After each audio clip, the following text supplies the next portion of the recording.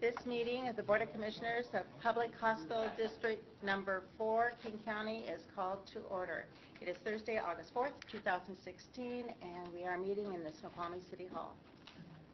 Would the clerk please call the roll? President Norris. Here. Vice President Young. Here. Secretary Spikers. Here. Commissioner Herron. Here. Commissioner Pollard. Here. First I'd like to welcome you to be here.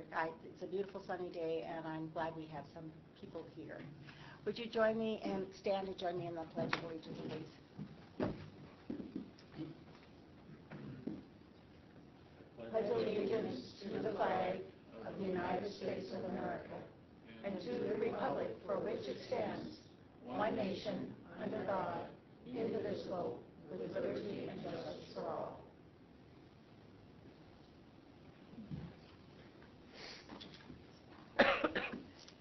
I'd like to ask also members of the public and even the board, if you have cell phones, make sure that you turn them to vibrate or off. That will help not disturb the meeting at all.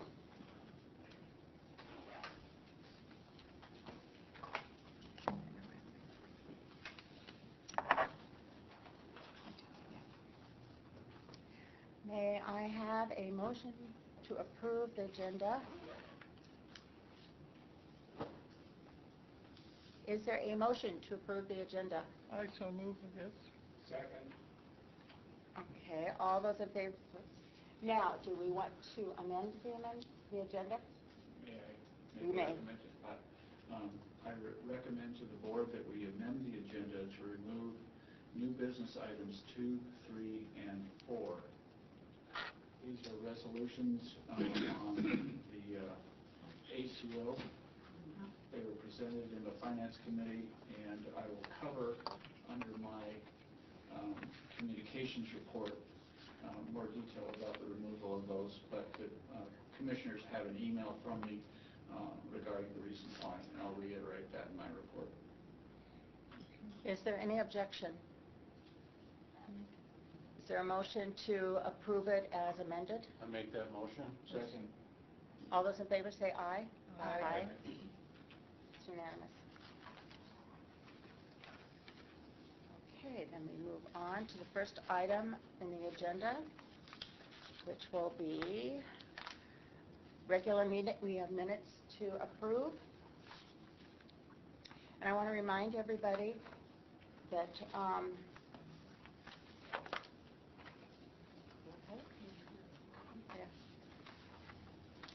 next minute, okay, first I'd like to remind everybody that we speak once and then we wait and see if somebody else has something to say, and then we can speak a second time.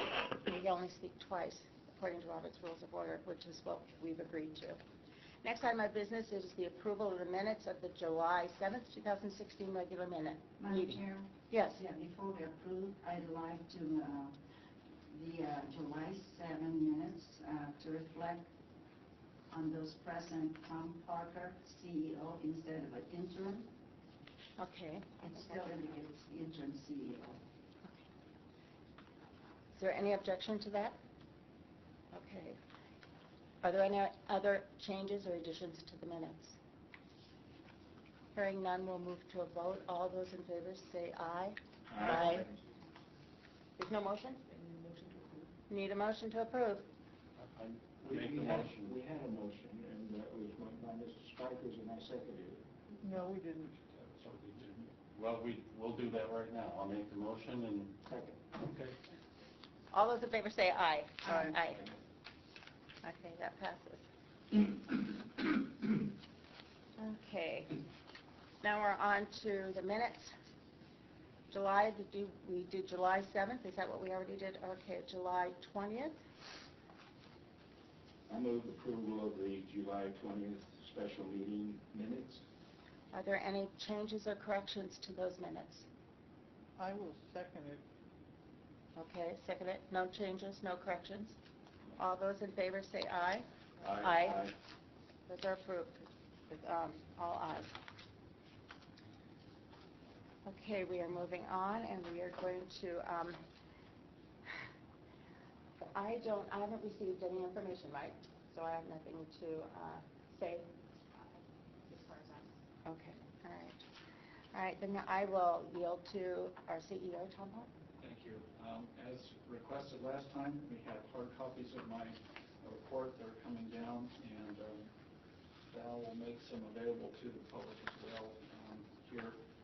And sorry that it's a bit of a read-along, but I've put this in a format that I would have given it to you verbally. So this is a transcript then really of my verbal report. First, I'd like to talk about the ACO agreements that we took out of the agenda for today. Upon further review of the termination clauses for the provisions of each of the agreements, Jay and I found that there were differences between the three agreements. We'd like consistent termination provisions with timelines that we're confident will not hinder other strategies such as affiliation. Therefore, I'm not recommending approval of those ACO contracts and their respective resolutions. Rather, I'd like to table them until we're able to amend the agreements, and I appreciate the board's passing of a revised agenda according to that recommendation. Second is benchmarking. There are two benchmarking projects underway, Ide-Bailey and Truban. The Ide-Bailey project is specific to staffing of our med-surg unit, emergency department, and rehab. Rehab was found to be operating at benchmark, while the other two departments' staffing was higher than benchmark. Managers of those two units have developed new staffing plans that will reduce hours to the benchmarks and have presented those plans to the nurse staffing committee. Other staff feedback specific to the med-surg plan has been gathered via survey, specifically on a preference for a mix of 8 and 12-hour shifts or going to all 8-hour shifts. We've now decided to move to all 8-hour shifts for the med-surg unit. Not in the report, but what that enables us to do is to move some hours from night shift to swing and day shift and really better match workload with hours. The process has begun now for staff to make requests for shifts in the new schedule, and that schedule begins on September 1st. The changes in staffing in the emergency department to get to benchmark were a little less complicated than that of med-surg, and they'll be implementing their new staff schedule on August 14th. Strategic planning. I'm happy to report that all the groups who have been working on definitions of our strategic focus areas have completed their drafts, and those will be sent to the commissioners and the executive team on or before the end of the day tomorrow. As a reminder, these are the next steps in our strategic planning. When you get those, it's an opportunity for you to provide edits, adds, deletes, and get that back to Val, who will then feed that to each of the respective work groups, who will then incorporate those that feedback in their finalization, and you have those due dates there in my report. And second, we continue to solicit community input for our survey, and we'll provide an updated report on that at session number 2. With respect to our work study sessions, the executive team has been brainstorming on topics and reports that we believe would be meaningful to commissioners, the public, and ourselves. And I solicit the commissioners' additions to the topics that we have identified. And this is just a very early list, but we don't want to be prescriptive about it. We'd like all the commissioners to think about what they'd like to see in work study sessions. But here's some ideas, of course: affiliation options, because we believe that's something that we'll be continuing to talk about in our strategic planning. Critical access hospital accounting and finance. And then some regular reports that we think would be good to bring to the work study sessions, because in those sessions we have more time in order to cover these topics. Report from the compliance committee, report from quality improvement steering. You will want to do quarterly reports on how we're doing implementing our strategic plan. Annual topics such as a state of the district, probably something that would happen in January. Annual report of budget, and that's already in our budget timeline that was reported to the finance committee, and a legislative update. Well, clearly there are other things that you'll be interested in, and I would love to hear your thoughts on that. Next bullet point, finances. The financial report you'll see today will show cash growing despite net loss to date. Really important to that is that we continue to closely manage our swing bed payer mix, specifically the average daily census of Medicaid patients, which has declined by 1.5 since the second quarter, where we hit a high, but still needs to come down by at least 1.0 average daily census of Medicaid patients to the level that we were at during the first quarter, where we had more favorable financial results. On our easement, on the agenda today, there's a request for approval of an easement adjustment affecting the property to the east of the hospital. With this adjustment made, Snoqualmie Ridge Development 2 LLC will grant the hospital the easement necessary to place new signs on their property along the Snoqualmie Parkway. This will improve the community's awareness of the hospital, and I would expect our signs to be up by the end of this month. I'll just say we have a new flagpole, and I'm going to defer to the report from Commissioner Pollard when we talk about facilities. He was there at that, and we can come back to that during the facilities report. Office moves. I went through all of my notes, and I couldn't remember if we had let you know where we're at, but all staff who had offices at the district office on the Ridge have now moved to the hospital. And on the agenda tonight is a resolution regarding surplus equipment there to help us get it all cleaned out and ready to hand back to the resort. And finally, I'm happy to report that our foundation golf fundraiser, which is tomorrow, Jill's been doing a great job in soliciting not just golfers but sponsors. Right now, actually that number is 18,700 as of this afternoon. And additionally, we have received $3,700 plus in-kind donations. And as you know, going to these golf tournaments, you want to be able to give some raffle prizes to the golfers, and it actually helps raise even more money. So we'll give a report. I'll give a report next month on the results of the golf tournament.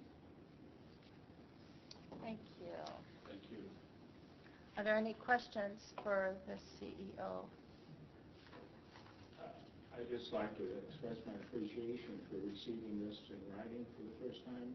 These are all very valuable points of information, and it sure is nice to be able to take this away with us. Good. I'm glad it helps. And we want to make sure, if there's not copies out there for the public in the future, we should... Oh, there are. We brought it out for the public to pick Great. up copies as well. Thank you. Certainly. Thank you. Moving on, the next item in our agenda will be Finance Committee, I believe. It is. Finance Committee, and the Commissioner Spikers, you have the floor. All right, thank you. Tom, I just want to commend you by listening to Finance Committee regarding the ACO agreements and looking into it further. I commend you by listening to us and being able to recognize some of the directives I think that the board really would like to do in the future. So, with respect to the ACO, As the other member on that committee, I think it is a refreshing and it is a change that you come prepared and staff takes accountability for the condition of the budget instead of the board pounding and being rude because we can't get results. And the last meetings, Tom and the staff have all come with answers for our problems, with suggestions, and they're ready to deal with the problem. They're not just blowing it off, and I appreciate that hugely. it is really, really refreshing. Yeah. It really is, and I appreciate it. And I know some of the board members have been at the finance meetings. I know that some of the public here have been at the finance meetings and probably have the same type of thoughts about that. Moving on, benchmarking. This is something that I commend the board to, that we agreed to do last November, I believe. We finally got it instituted. And I'm not going to say a lot about it other than it's going to hopefully work.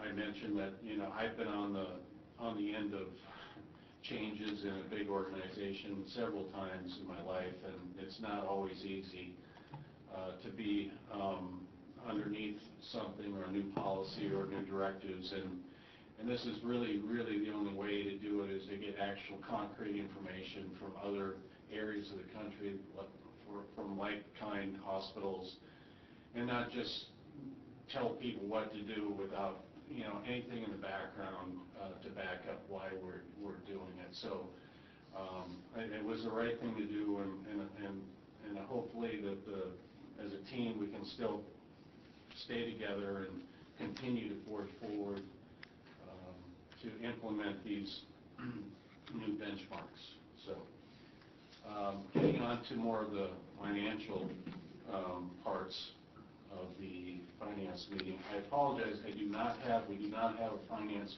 committee report. The minutes, I just hadn't had a chance to look at them. I've been very busy since Tuesday. The meeting was only 2 days ago. I just hadn't had a chance. So we're going to try, I think it was mentioned by Tom, that maybe we can extend the day of the board meeting a week farther out. So we're going to be playing around with that anyway, so that this doesn't happen again. I'm sorry, but I want accurate minutes, and I can't just approve minutes I haven't even had a chance to look at. So anyway, getting on to bottom line, we did lose money, but not real unexpected. And here's the real reason. It's not that people aren't working hard. It's not that we don't have fairly good staffing procedures. We're going to get better in that. But we have had, this is something that's really important as to what's happened the last 3 months. January through March, we had 3.5 inpatient days that were assigned to Medicaid. And Medicaid is only about $200 a day reimbursement, somewhere around there. Yeah. If you all recall, we're up to over like $3,500 a day for Medicare reimbursement. So there's about a $3,300 difference in just one patient day each day. So if we have 5 Medicaid patients in the hospital, that's a lot of money per month. So if you add up 1.5 times 3,300 times 30 days, that's how much money is. And I don't have a calculator, but I bet it's somewhere around 400,000, somewhere around there, or maybe 300,000. So it's a lot of money, and I think what we're going to end up doing. I want to emphasize, those are not people we can just say, it's time for you to go home. We can't. They have no other place to go. We can't just throw people out. People, when they come in here, they expect the same courteous treatment that we give to everybody in the hospital. So if they extend their Medicare days, Medicaid to Medicaid, transition to Medicaid, we still have to take care of them. That's what we do. And it's just a fact of a public hospital a lot of times, smaller hospital, that's what happens. Today, in April through June, we did have 5 Medicaid patient days out of 25. 20% of our beds were occupied by Medicaid patients. So that is a very, very difficult hurdle for any hospital. I don't care where you are in the country.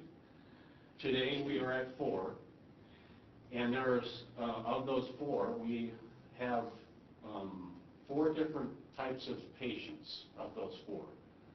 And there's a guardianship potentially happening. There's an extreme wound care patient. There's a let me see. I wrote a note down here. I can't even read my note.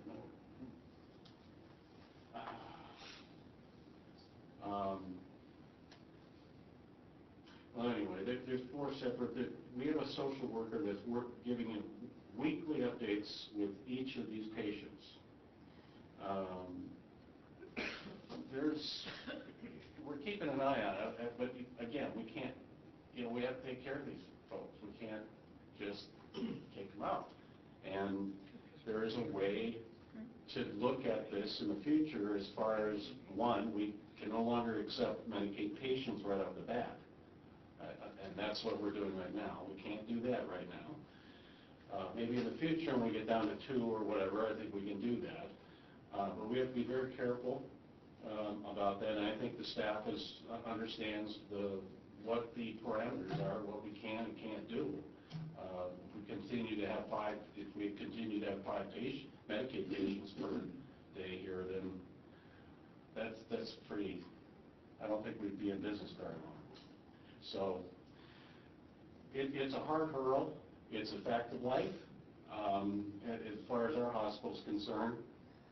But I think it's going to get better. As I said, there's 4 different types, and we're working with all 4 of the different patients to satisfy all their needs and get them to the correct place to make sure that their wound care is excellent. As my guess is, as soon as that is probably completed, the wound care is probably, that patient is probably going to go on. But for now, this is what we have.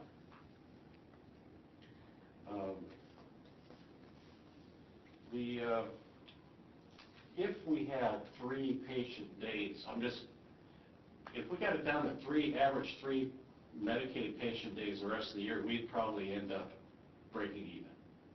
So it's not too hard to say that we couldn't do that.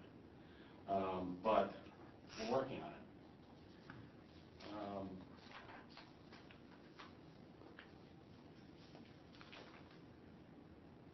One of the things I raised in the meeting, which I've kind of had some, our clinics aren't supposed to make money. They're supposed to draw people into the hospital system. The new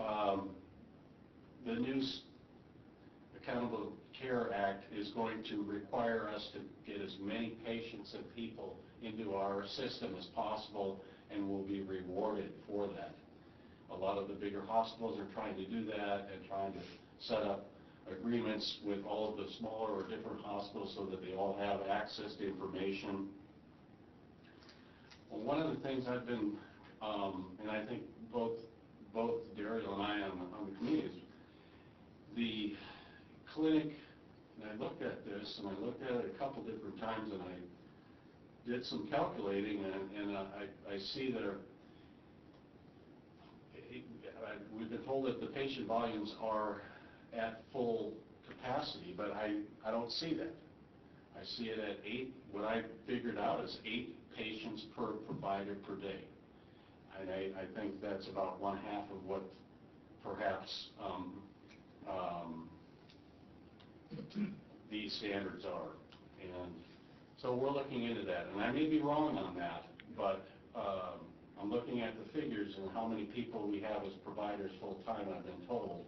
And I divide 6.5 or 1,100 patients per month divided by 6.5, and I get somewhere around 8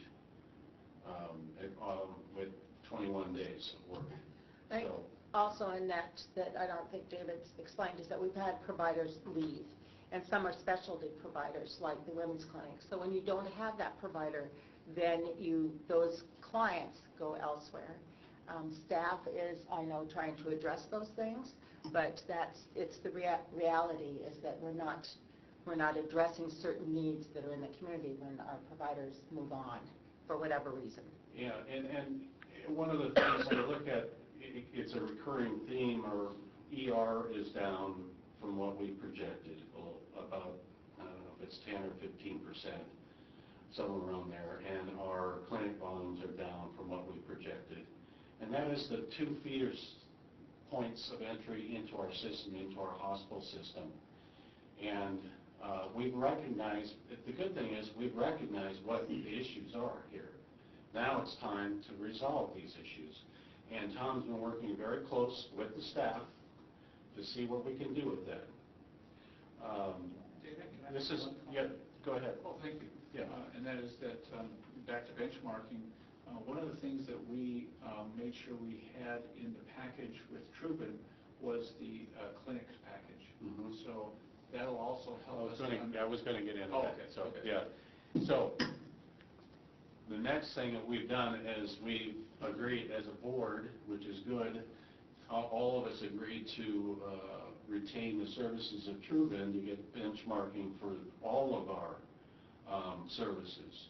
And so that's going to be coming up, and that should probably, again, that's without these benchmarking to compare to other hospital districts throughout the whole country so that we have actual solid information.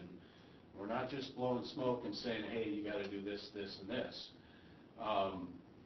I think it'll be a lot easier to talk to staff to say, hey, this is what can we do, how can we improve it, whatever. So these things are changing, and I commend, again, Tom and the administrative team by listening to what the board has been asking them to do. I know I'm kind of talking about them. I'm giving you general terms of what really, really matters right now. And I think that's kind of most of the wrap-up right now the main points anyway, that I wanted to discuss. Are there any questions at all? I apologize again, I don't have a report, but I know you as a citizen were there at the meeting. Maybe you have a question, Gene. Well, I received at that meeting a copy of the check register, and I had a couple of questions from that. That's not provided to us tonight, nor is it provided to the public, I don't think. I don't think so, no. Right. Yeah. Well, one is a general question. I noticed that there were a lot of payments from the state through the courts and so forth for garnishments. Oh, well, I can explain that. Yes, go ahead. Well, a lot of times, child support, will have automatic garnishment. It could be somebody that, had a credit issue and,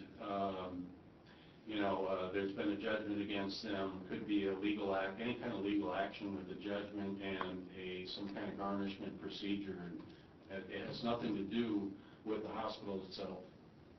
I understand, but, garnishing somebody's salary is a rather shocking thing to the person. And It's lawful. It's certainly lawful, no question about that. And also,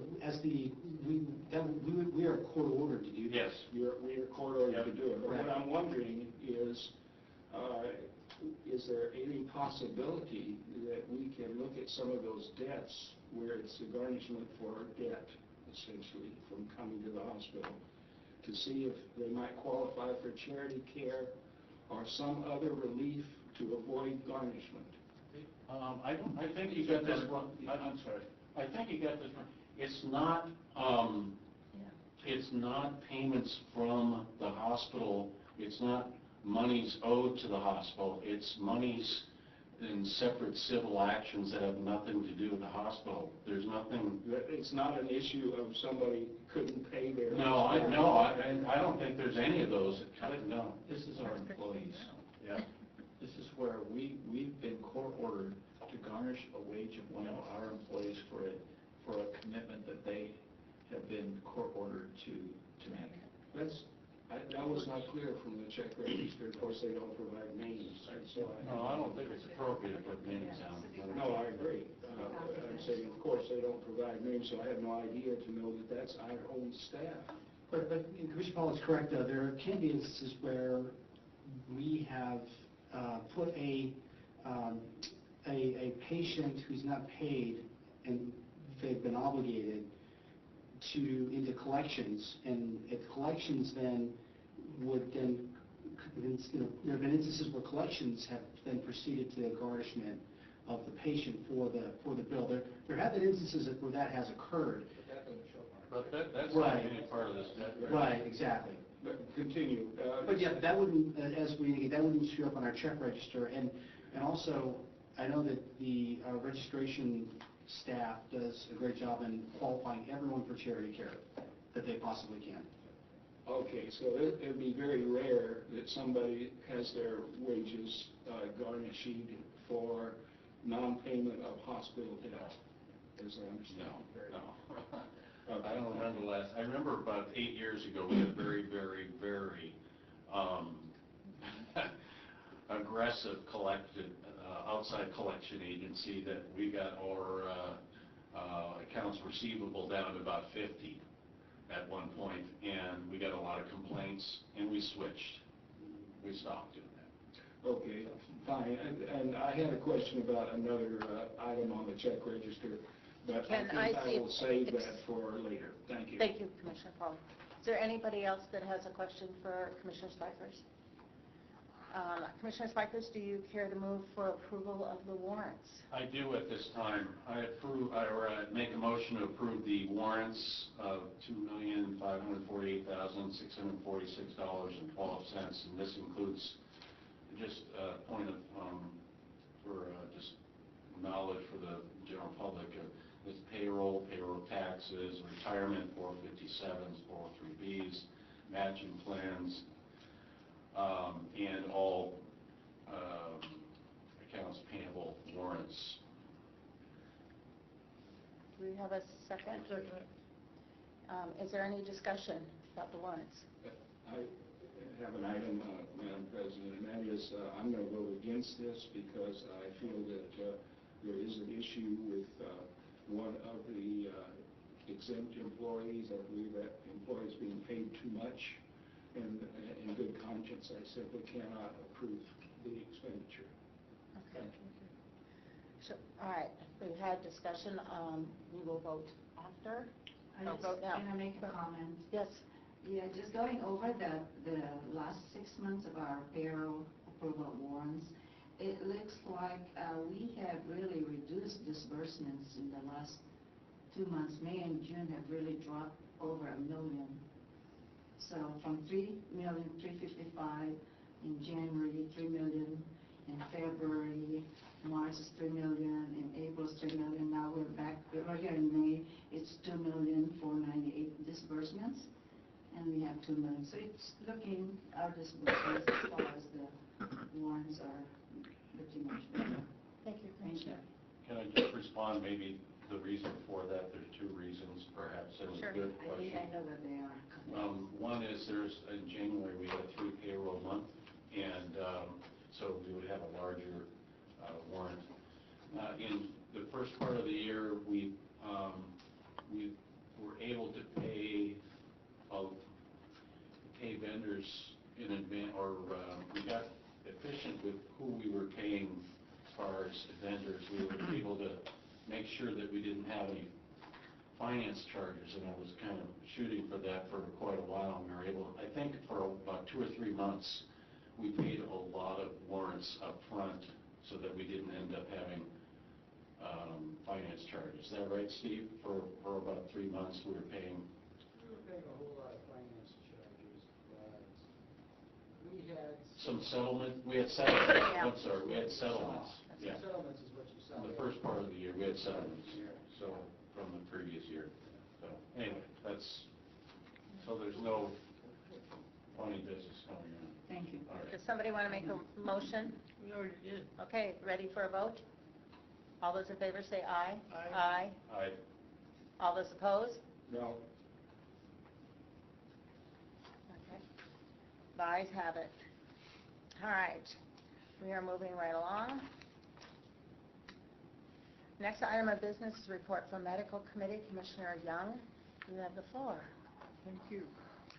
Basically, we are actively working all steps of catheter management to reduce catheter-associated UTIs, referred to as CAUTI. Yeah. Oh, we are, thought I was. Yeah. Come on. Okay. Could you define UTIs for the... Urinary tract infection. I'm sorry. that around that bend a few times with a lot of people. Okay, imaging. It's really exciting for me to announce that we are establishing site-to-site internet connections via internet, obviously, for image transmission to other facilities. We're now have completed work with Swedish, Overlake is in process, and then UW will start. This is basically so that an X-ray doesn't have to be redone at another facility. And I'm going to skip over the ACO process because we're going to discuss that again later. And there's quite a long process that we discussed about opioid use. And if you have any questions, I'd be willing to talk to you after the meeting about opioid abuse, etc. Because it's mushroomed into a nationwide horrible problem, and we have accomplished some steps to make it not be an issue. Yeah, also we are exploring the possibility of a after-hours walk-in clinic. Yeah. It's also taught that Bartels may be having their own inside clinic, and Safeway as well, that is going to be built. Yes, they've got it. Yeah, you were having discussed that. Okay. Thank you. Do you have a comment? I do. Yeah, go ahead. Oh, thank you. So we've been looking at that question, and I was able to speak with Bob Larson, City Manager, Snoqualmie, about the permit for the Bartels here, and he let me know that they are permitted for a pharmacy, but not for a clinic. No. What about Safeway? Did he say anything? I didn't ask about Safeway. Bartels was our most likely place where a clinic would exist. I haven't seen a clinic in Safeway yet. Okay, no. Okay, is someone doing the medical, okay. Credentialing? Is that- Credentialing. Okay. Thank you. Oh, I have some questions on the medical committee minutes. Go ahead. Chair Okay. recognizes Commissioner Pollard. Okay, yeah, I wish you had gone ahead and commented on things like hosting Encompass parenting classes, just to let the public know, and some of these other items that are there for the public to read, but I think it's good to go ahead and present at least the most important ones. With respect to the opioid crisis, yes, indeed, that is a crisis. CDC says more people are dying from opioid abuse than car accidents today. But my question, I think the things that have been set out here in your report are excellent, and I think it's important for the public to hear them. Failing that, I do have a question about Narcan. Is that also usable for heroin? That's, yes. Because it only mentions opioids in Well, this heroin report. falls into that category. Heroin's Broad. an opioid.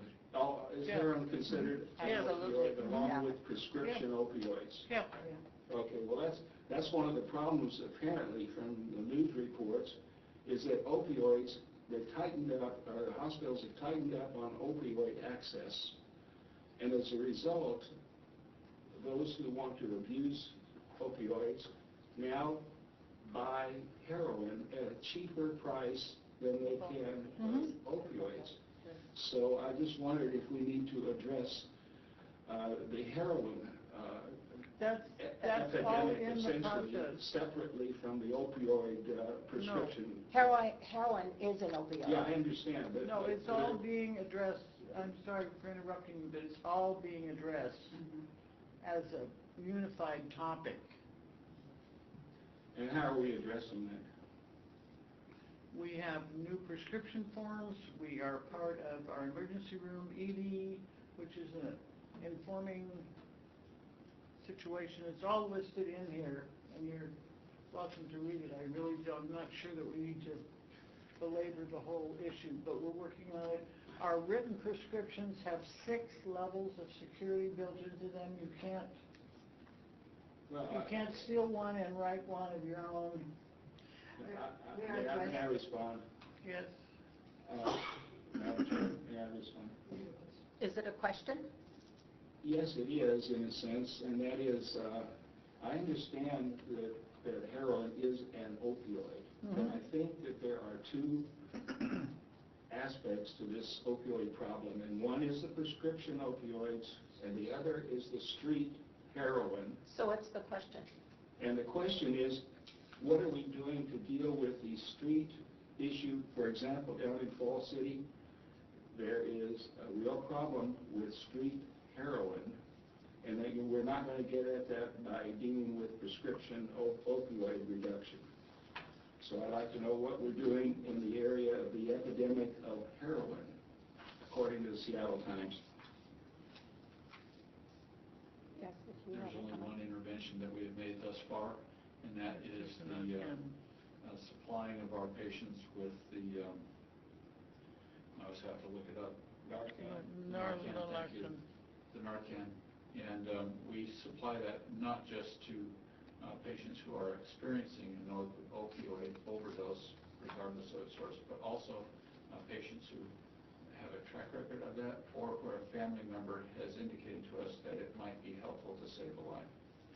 And there is also, according to Dr. Kim Whitcock, a certain paper form that has to be submitted to the pharmacist that is going to be a safety measure. That's what I said, it's got 6 Right. levels So of there's security 6 in it. levels, and also different safeguards in terms of a patient that has had more than, that has had in the last 6 months, had been with the emergency department. There's an information exchange that they have to fill out as well. So there's several safety nets in order to prevent abuse of opioids.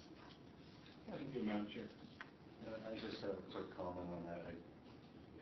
In my practice, I see at least have one client or one witness or somebody that has a very, very serious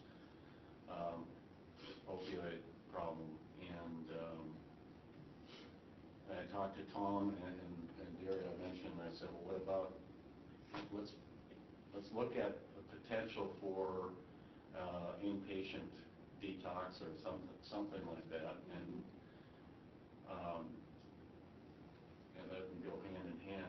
I did talk to 2 other CEOs, and they were doing very well financially on that phase in their operations. Unfortunately, they had separation between their intake or the detox clinic and the rest of their hospital. So I don't know how it would play out, but it sure is something to think about or to look at, especially since we have identified that as an issue in this community. And really, if it makes financial sense, we should at least look at it. And what I was told is they were getting $8,000 a day, or for a 3-day stay, anyway, from private pay. I think it's a much more complicated Probably is. issue Probably than is. just, it is a physiological issue. And once you're psychologically and physically addicted, it is not easy to cure. And many that go through treatment repeatedly. They go through once, they go through twice, and some never get past it. And when you start dealing with street drugs, you don't know what's in the street drugs. So that is another. Plus, the most important thing is the patient. The individual has to truly want to give up that addiction. And when it's physiological, even if they really intellectually want to give it up, they can't so easily. And I know we have a neighbor boy, he's in treatment for the 3rd time in 2 years. So it is not a subject to take lightly. It is not something that is easy. It is very complicated between physiological addiction, emotional addiction, the drugs not being safe that are not controlled, that are made in the street corners, how you get it, what they use for it. It is very complicated. And I don't think we're going to resolve it here, but I think we need to be aware and be willing to do something. A question. I really appreciate that explanation. I think that's good for the public to hear also.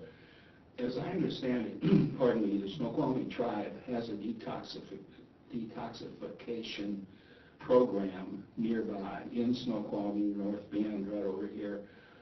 And I wonder if we've coordinated with them or talked with them at all about their program, just to learn what it's all about. They closed that. I think they closed that. They closed that? I believe so. Okay. Thank you. We need to move on. Thank you, Commissioner Pollard. Okay. Now we need to, Tom, is going to do the Thank you. credentialing. I've been briefed by Dr. Wickup, who is on vacation today, on the report from the Medical Executive Committee on credentialing. Excuse me, we have two groups. One is initial credentialing. These are providers who will be credentialed for a 6-month initial credentialing period. A registered dietitian, Lynn Fiskus, Philip Lowe, teleradiology, Michael Squire, teleradiology, and Jaren Zitrin, teleradiology. All were approved by members of the Medical Executive Committee for their initial credentialing, and there were no issues brought up regarding any of their applications. We also had 2 of our current active staff come up for regular re-credentialing. Dr. Elisa Chan, who is family medicine. She does our primary care for senior living, as well as what we call non-skilled swing patients in the hospital, and Dr. Jason Rubin, who is one of our emergency room physicians. Dr. Schlicker moved for approval. It was seconded by Dr. David Kim, and then both Drs. Chan and Rubin, who are on the Med Exec Committee, abstained from the vote because of conflict of interest, and it was passed by the majority of the remaining members of MEC. And so, as a whole, bring to the board the recommendation for credentialing of these practitioners. I so move. Second. All those in favor say, is there any discussion? All those in favor say aye. Aye. Opposed? Unanimous. Okay.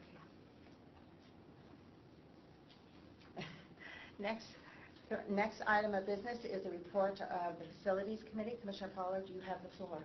Thank you. The Facilities Committee meets on the 3rd Monday of each month at 8:30 a.m. in the hospital, one of the hospital meeting rooms, and it's open to the public, and the public may comment. There's a list here of about 11 items. I'm not going to go through them all. I'll just hit a couple of them. With respect to item 1, easement parcel 21, we're going to be discussing this shortly under resolution 513-0816. And Jay, I presume you'd prefer to wait until we get to the item on the action agenda to discuss Yeah, that's that? correct. Okay, good. So we'll move right along. We had a nice discussion, or an introduction, let us say, to this concept of making the hospital a community gathering place. That's not our original idea. That came from Secretary Wiesman at the Department of Health, the State Department of Health. And this was his final presentation to the group of about 200 hospital representatives at Chelan at the Rural Health Conference there. And so we were intrigued with this concept, make the hospital a gathering place. Now, at this meeting on July the 18th, we did not go into detail on this. We introduced the topic, a couple of things were tossed out, but the purpose was not to discuss ideas at that meeting, but to sort of give the committee homework to go to think about what could we do to help make the hospital a community gathering place, get people used to coming to the hospital area, and then, you know, they'll feel comfortable, perhaps more comfortable about coming into the hospital and getting health care services. So we'll be discussing that. Hopefully everybody's done a little homework on that and come up with some creative ideas. We'll be discussing that at the next meeting, which is the third Monday of August. I thought the most interesting thing that occurred during the month was the flagpole, which was mentioned in the superintendent's comments, pardon me, and this was really a delightful experience. Just to review, originally the architect and planners had a flagpole situated in the circle there by the parking area. And the first responders and the city said, you can't do that because the fire trucks or whatever emergency vehicles might have to run right smack over that circle to get to the ED. And so as a result, that was the end of the flagpole for a while. But the superintendent came up with some creative ideas and coordinated with, I believe it was Troop 270, is that correct? Is that the troop number? Sorry, I'm not remembering that. Okay, a local scout troop. And then we had the generous donation of Jeff and Carol Waters, who donated the funds to install a flagpole. Wonderful thing that they did. And then to add to that, Chuck Nohavik, who's our Chuck Nohavik is the father of Scott Nohavik, who's our excellent, I would say superb, maintenance manager for the district. And this was wonderful that the father and son and Scott's mother in a wheelchair were also there. And so we had a wonderful little ceremony there. And the raising of the flag with the color guard from the scouts, it was great. So I hope we can get something about that in the newspaper. We took a lot of pictures, and that may show up. Tom, did you want to add something to that? I'll just put icing on the cake, and that is that for the first 2 days we lowered the flag, of course, at dusk, and then raised it the next morning. We now have a light on the flag so that it can fly all the time. That's great. Yeah, we were disappointed we couldn't have the flag up the 4th of July this year, but it's going to be up now and all the time, so that's terrific. I think that in the interest of time, I'll just refer you to the written report available on the table there, unless the members of the board have questions. We've got one question. Yes, sir. What's your recommendation for the easement parcel 21 from the facilities meeting?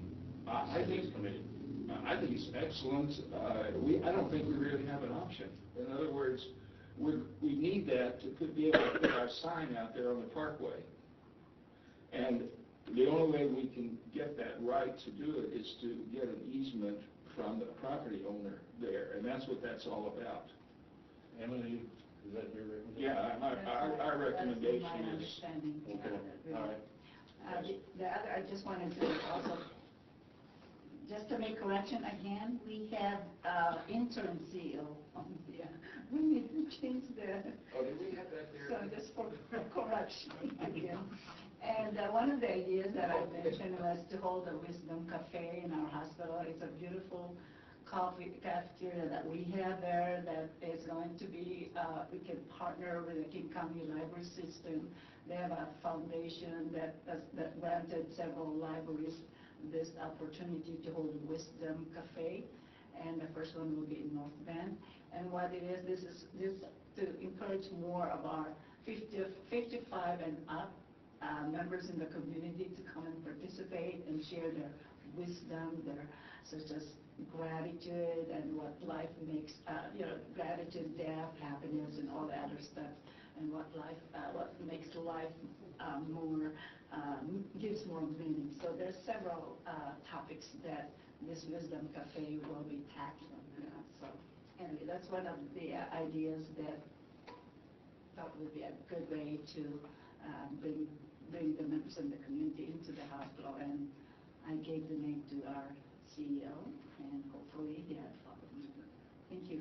Thank you, Commissioner Herring and Commissioner Paul. We now move on to the next item of business, which is Resolution 513. It's 0804, approving the First Amendment to joint access easement, which you just heard discussed. I don't know if we, I can give a kind of a brief overview. okay, that would be great. Perfect. And And I want to make it clear, we will not vote until after public comment. correct. So, yeah, and the map is in your packet as well. I can show you and direct you to the portion on the map that we're talking about. I also will note that the General Counsel of Murray Franklin is here in the audience, and she's going to give a couple comments during public comment. And I've worked, I've worked a long time with Jamie on these easements, and it's been a really good collaborative working relationship, so just wanted to put that out there. So in 2013, the board approved an easement essentially with the same legal description as is contained in this amendment. So all we're doing is amending that easement that already exists. The key thing we're doing is amending the parcels that are benefited from the easement. Back in 2013, the hospital parcel and the city and what's now known as S21, which is the other half of the hospital property, or the other half of the eastern half of what used to be S21, and then we bought half of that for the new hospital complex. And so if you look at, on your map, we're looking at parcel number 9076, which is the hospital parcel, 9077, 9067, that's parcel S21. And then what we're doing is making explicit in the amendment that parcel 9078, which is S20, it's right to the north of both of those parcels, making it real clear that that parcel is also a benefited parcel of the easement, and that the easement will run with the land, that's a legal term, to the benefit of S20 as well. So we're just making that technical amendment to the easement that already exists to clarify explicitly that S20 will be a benefited parcel of the easement that's already there. And Commissioner Paula it was good you pointed out that Murray Franklin is giving us on the corner of parcel 9067, and that's right there at the corner of the Snoqualmie Parkway and Southeast 99th Street. That's going to be where our monument easement will be for signage. And Murray Franklin has been very generous in working with us and making sure that we can go forward with that monument sign right there at that critical intersection. I just have one question. I totally followed you and I understand everything, but 9078, is it to be an easement for access to 9078 across the property? I believe it would be the... It's the road in front of the hospital. Okay. We're allowing access in the road in front of the hospital to the parcel to the north. Okay. So Yeah. that, And it kind of goes around the hospital, or does it doesn't cut through the parking lot, right? Our parking lot, right? It's the main roadway that as you take, it's Frontier Avenue, right there where the roundabout is as well. Mm-hmm. And then it would continue north up to the old property line of our property, and then it would... And it goes all the way up to, the edge would be the power line. Is that right? The power line is the north part, right? Which would be... Well, our easement, this easement already exists between Southeast 99th Street and our property line, Mhm. and the S21 property line.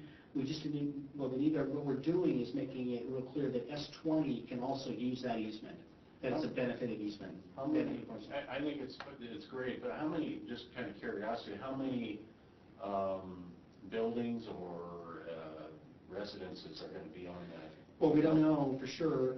The question of whether affordable housing will go in there is still, I think, undecided by the city, but that's between Murray Franklin and the city, and so we're not really sure. But you know, one of the things that we thought about the added benefit, though, is that it will bring traffic through the hospital daily, and I think that's a benefit in terms of bringing exposure to the hospital and helping to raise awareness that we are here. I understand that. What about any upgrades that the city requires for that easement in order to accommodate the extra traffic, traffic. Right. When you do a traffic study, you always have to do something, and you always have to, Yeah. is Murray Franklin going to be liable for all of the costs of any kind of study? Well, there is a cost-sharing agreement for any improvements that are necessary, and so all of the parcels that are benefited will participate in that cost-sharing agreement. Again, if you think back, our property was originally intended to be multi-residential properties and apartments and condos and so forth. And when the initial traffic studies were undertaken, it was that use. We came in so far below that original expected use with the hospital that I still think that we're going to be under the what's called the SEPA threshold that was identified in those earlier studies when we had, we went through this with the city in order to change from multi-residential use to hospital use. We had to kind of refresh those traffic studies, and we came in far below what was originally expected to be multi-residential traffic vehicle counts. Well, here's the thing, I know, but Yeah. Go ahead. The traffic impact study that you did for the hospital would be different than a traffic impact study for this property if it's residential. Is that what it's scheduled to be? Is it RA something? No, those are properties already in incorporated city of Snoqualmie. Yeah, even so, you still have to have a traffic impact study. And Those have all been done. okay, and so those won't change from this? Those won't need to be redone or anything? Well, that's between Murray Franklin and the city. Got it, okay. Right. Okay. Well, yeah, but you just said that we would be sharing the cost of any additional studies. Well, I mean, I don't know the extent of any traffic study updates that have to be done between the city and Murray Franklin for any type of multi-residential use on S20. But what I'm saying is that those parcels to the north were always going to be residential. And I think there was always going to be some expectation of some level of multi-residential. The hospital property was going to likewise originally be multi-residential. And the original traffic studies were done that confirmed that the traffic counts were going to be tolerable. So when you add in our diminished traffic use, we're going to be well within the tolerance of the earlier traffic studies. But, I mean, these are things we're going to have to address going down the road. That could change based on what Highway 18 is looking like, too. That's true, yeah. But it's a growing community, for sure. Are there any other questions about this resolution? Okay, and we need to move on. The other resolutions in this resolution we are going to go to is, because we're skipping, we eliminated 04, 14, or 15, we're down to 17. Surplus equipment. Is there any discussion? Do we know how much? My notes say read the resolution. I already know it's for equipment. Do we? The list is attached as of today, the list of items. Okay. Does anybody have any questions about this? Do we have to make any motion? Yeah, we do. First, Yes, we do. Not yet. Later, for discussion. not before discussion. All right, so this is for discussion Yes, sir. without any motion necessary Yes. prior to that. Well, I'll just express a concern that I mentioned several months ago, and the global concern is, are we making sure that any surplus equipment from the hospital is available first to nonprofit organizations in the valley before we take it elsewhere? I wonder, I think that we do somehow, but we have to first designate it as surplus, and then I believe that we do make an effort to put this, make this available to nonprofits in the valley. Is that correct? That's correct, and I don't have the specific, our Director of Materials and Purchasing has set up with an organization that helps us do that. I just can't remember the name, but I'll follow Commissioner, that we need to, before we could even go down that path, we have to free it up with this resolution. Good, so, yeah, this particular amount or list of surplus equipment has not gone anywhere at the moment. It's all sitting at the It's district waiting for office. us to declare it surplus. All right, thank you. Can I ask something for clarification? Is this coming from Facilities Committee? Because it seems to me this would be something that would have gone through Facilities. No, it doesn't come through Facilities Committee. This really comes straight to the board as an equipment issue. Okay. Yeah, it looks very facilities related because of the vacating of the district office, but more typically, this is, you'll see on this list, antiquated medical equipment. Yeah, okay. All right. Is there any more questions or discussion on this? Okay, and we will vote on this after we have public comment. Now is the time for our public comment. We welcome your comments, and we feel that they are very important. We want you to know that all comments are limited to 3 minutes. As a reminder, please go to the podium to comment. You do not have to give your name, or address, any of that, but if you do give your name, that's helpful for us. Note that we will not be entering into dialogue at this time. It is our opportunity to listen to you, and that's what we will do. So is there any public comment?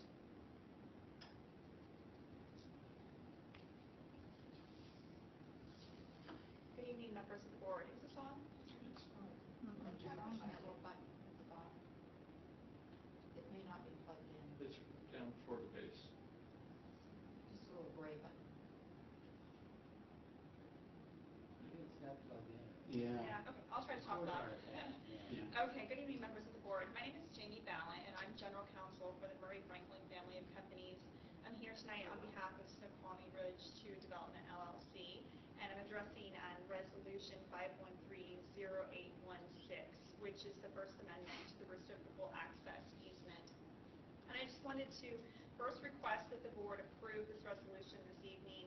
This amendment to this easement has been in negotiations for quite some time. It actually arose out of an obligation from the purchase and sale agreement from Snoqualmie Ridge 2 Development LLC to the hospital, wherein it was originally contemplated that there would be a road providing access to the S20 parcel down to 99th Street. There isn't really a road there right now. As you said, it's kind of the access road or the driveway to the hospital. The original agreement contemplated that a road would be dedicated, a road that goes all the way through would be dedicated to the city, and that didn't happen, and instead we've decided that an easement would be sufficient. And so Jay and I have negotiated that easement. And as previously mentioned, in exchange for this easement, we will grant the easement to the hospital for the monument sign at the corner.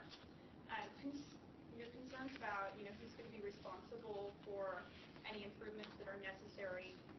It's our expectation that if there are any upgrades needed to provide access to that parcel, that it would be the grantee, which is at this time Snoqualmie Ridge Development 2, or our successors or assigns, whoever develops that property. We do have a cost-sharing agreement in place that's being negotiated. In fact, I'm supposed to finalize it tomorrow morning with folks from Benaroya. But those are for the costs that have already been incurred to date, for the roundabout, for the water, for the sewer, and whatnot.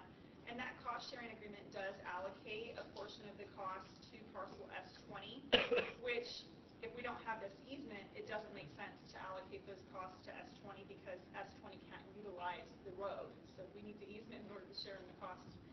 So that is a sunk cost at this point. The hospital has expended all that it would be expected to expend. If there are any transportation improvements that are necessary as a result of the development of S20, the burden of those costs falls on the developer of S20. It's not anticipated that additional improvements will be necessary because, as Jay said, the development of that parcel was included in the mixed-use final plan, and those impacts have already been analyzed. And as long as the development proposal that comes in under the thresholds that were analyzed originally, there shouldn't be any additional traffic mitigation or improvements required. But again, that would be the responsibility of the developer, not the responsibility of the hospital. And it's our understanding that this access would not be a primary access to that site. There is alternative access further to the east, and this would be secondary, potentially even, emergency type access. And it's been suggested that we look into whether or not we'd be willing to put a gate there and only allow residents of that parcel to have an access code or an access key, so that you don't just get people driving through there as through traffic. And that's certainly something that we can discuss and we can probably work out, because again, it's not intended to be primary access. And we certainly don't want any residents going through S20 and using that as a bypass. So we can look at mutually agreeable options to prohibit that. Again, I ask that you approve this resolution, and thank you for your time this evening. Thank you very much. Are there any additional public comments?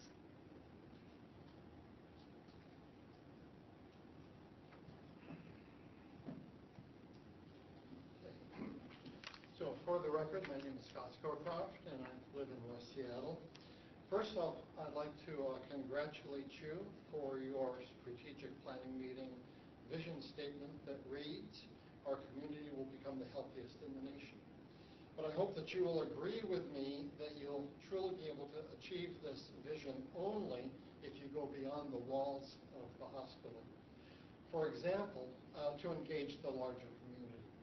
For example, as the Hospital Foundation Director, a decade ago, I obtained a $5,000 grant to give away drug lock boxes and organize the Youth Drug Abuse Prevention Community Education Forum, which was keynoted by Rob McKenna, and Gregory Melton was the moderator.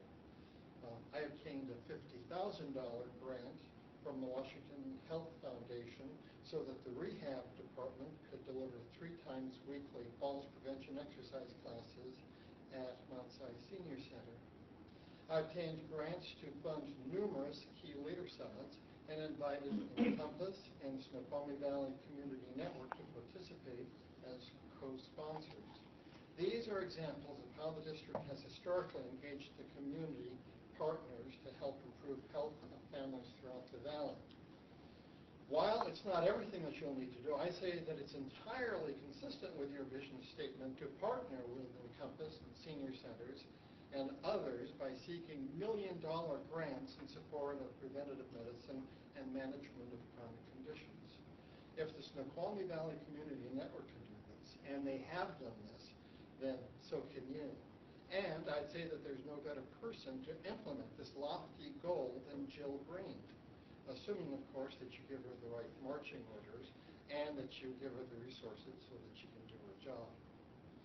Finally, I hope that you will agree with me that neither Overlake nor Swedish or any other external entity can or would ever think to fight for the Snoqualmie Valley as well or as fiercely as would Public Hospital District Number 4.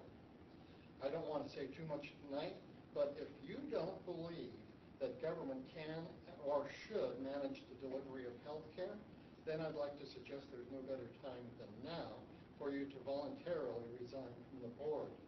Otherwise, I fear that you may not be only jeopardizing your own personal legacy, but more importantly, that you might be keeping this board of commissioners from living up to its potential and accomplishing great things.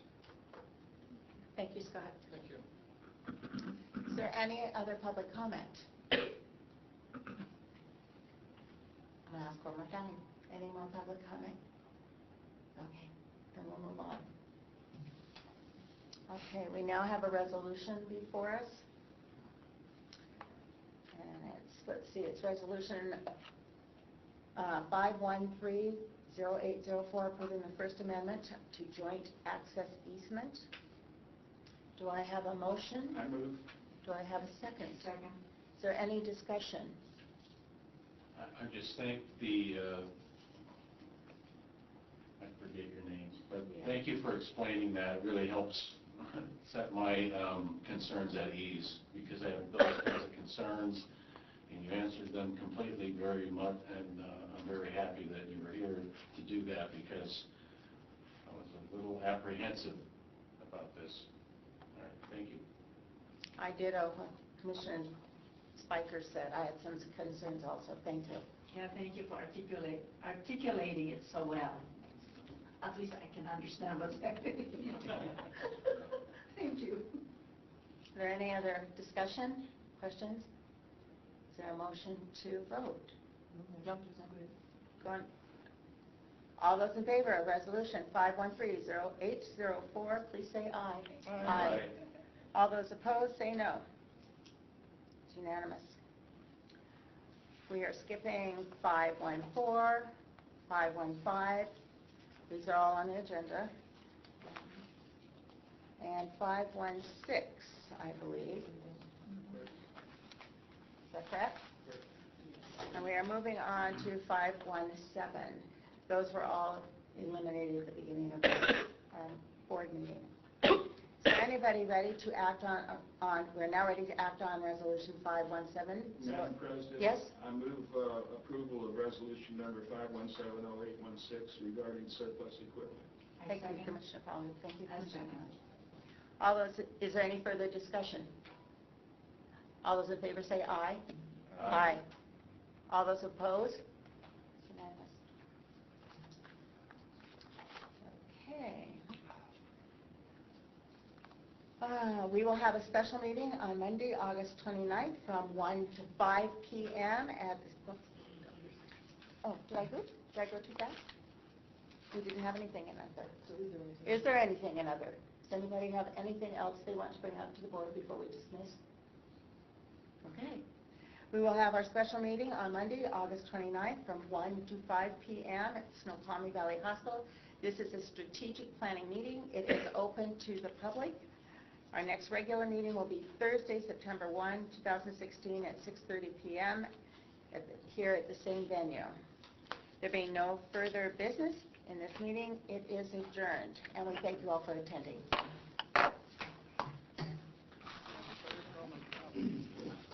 Well, no, I just had what's wrong?